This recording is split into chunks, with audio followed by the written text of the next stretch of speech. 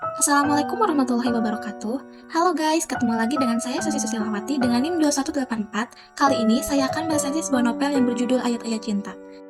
Buku ini berjudul Ayat-Ayat Cinta, pengarang oleh Habibur Rahman El-Shirazi, penerbit oleh Penerbit Republika, tahun terbit 2004, tebal halaman 419 halaman, ukuran buku 20,5 x 13,5 cm, bahasa Indonesia, genre religi roman, ISBN 97936040226.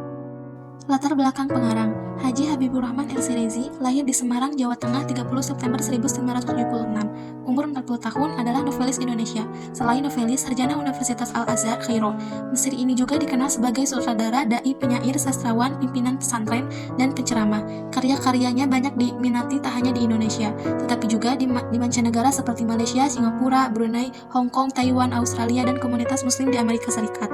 Karya-karya fisiknya dinilai dapat membangun jiwa dan menumbuhkan semangat berprestasi pembaca. Di antara karya-karyanya yang telah beredar di pasaran adalah Ayat-Ayat Cinta, telah dibuat versi filmnya 2004. Di Atas Sajadah Cinta telah disinetronkan Trans TV tahun 2004. Ketika Cinta Berbuah Surga tahun 2005. Pudarnya Pesona Cilipotra, Ketika Cinta Bertasbih, Ketika Cinta Bertasbih 2, Dalam Mihrab Cinta, Bumi Cinta, dan The Romance. Kini sedang merampungkan Langit Makkah Berwarna Merah, Bidadari Bermata Bening, Bulan Madu di Yerusalem, Bumi Citra, Api Tauhid, dan Ayat-Ayat Cinta 2 yang sedang dimuat bersambung di Hari Republika.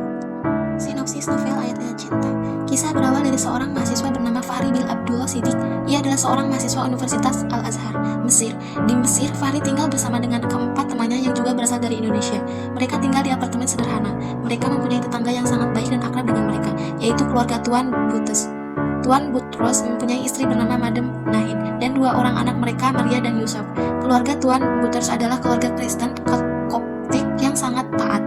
Putri sulung mereka yang bernama Maria, ia gadis yang unik. Ia seorang Koptik namun ia suka pada Al-Quran. Ia bahkan hafal beberapa ayat Al-Quran, diantaranya adalah surat Maryam, sebuah surat yang membuat dirinya merasa bangga.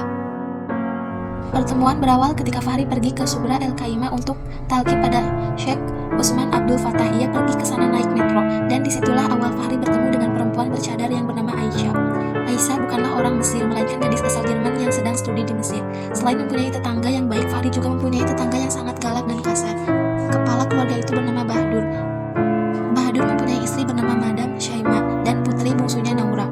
Bahdur selalu bersikap kasar dengan Naura. Malam itu Fahri ingin menolong Naura yang sedang jadi bulan-bulanan oleh Bahdur, tetapi Fahri tidak bisa menolongnya. Lalu ia meminta bantuan Maria. Akhirnya Maria mau menolong Naura. Fahri berempati penuh dengan Naura dan ingin menolongnya. Sayang, hanya empati saja, tidak lebih. Maria, tetangga satu flat yang beragama Kristen Koptik tapi mengagumi Al-Quran dan mengagumi Fahri. Kekaguman yang berubah menjadi cinta. Sayang, cinta Maria hanya tercurah dalam diari saja. Nurul adalah anak seorang kiai terkenal yang juga mencari ilmu di Al-Azhar. Sebenarnya Fahri menaruh hati pada gadis itu. Sayang, rasa mindernya yang hanya anak keturunan petani membuatnya tidak pernah mengungkapkan perasaannya pada Nurul. Padahal Nurul juga menaruh hati pada Fahri, tapi Nurul juga tidak sanggup mengungkapkan perasaannya kepada Fahri. Adalah Aisyah, si mata indah yang menyihir Fahri sejak sebuah kejadian di metro, saat Fahri membela Islam dari tuduhan kolot dan kaku. Aisyah jatuh cinta pada Fahri, dan juga Fahri juga tidak bisa membohongi hatinya. Mereka berdua menikah, dijodohkan oleh pamannya Aisyah. Mereka hidup bahagia. Beberapa bulan kemudian Aisyah dinyatakan mengandung. Tak lama kemudian Fahri dapat kabar kalau Maria belum sempat menjenguk Maria, malah petaka datang menghampiri rumah tangga mereka. Naura menuduh Fahri telah memperkosanya. Semua orang tahu bahwa itu adalah fitnah. Fahri diseret dan dimasukkan ke penjara. Kuncinya semua ini adalah Maria yang sedang koma. Dia mengetahui bagaimana kejadian yang sebenarnya.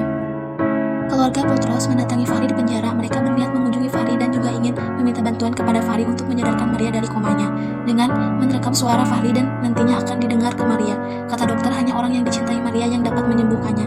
Tak kunjung sadar juga, akhirnya dokter dan Madam Nahid menyuruh Fahri untuk menyatakan cintanya kepada Maria. Sebelumnya Fahri tidak mau melakukan itu. Lalu Fahri meminta izin kepada Aisyah.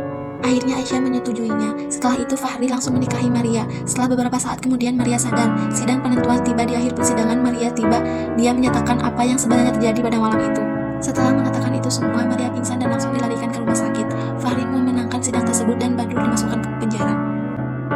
Begitu divonis bebas, Fahri dibawa oleh Aisyah ke rumah sakit yang sama dengan Maria untuk diperiksa. Sejak seleksi dari persidangan itu, Maria belum sadarkan diri juga. Beberapa saat kemudian Aisyah mendengar Maria mengigau kalau dia ingin masuk surga, tapi tidak diperbolehkan. Lalu ia terbangun dan menceritakan itu semua pada Aisyah dan juga Fahri. Fahri tahu apa yang dimaksud oleh Maria, lalu ia membopong Maria ke kamar mandi Andi dan Aisyah membantu untuk mewudui Maria. Selesai itu Maria kembali dibaringkan di atas kasur seperti semula. Lalu dengan suara lirih yang keluar dari relung jiwa, ia melafalkan syahadat. Tak lama kemudian kedua matanya tertutup rapat dan akhirnya Maria meninggal dunia.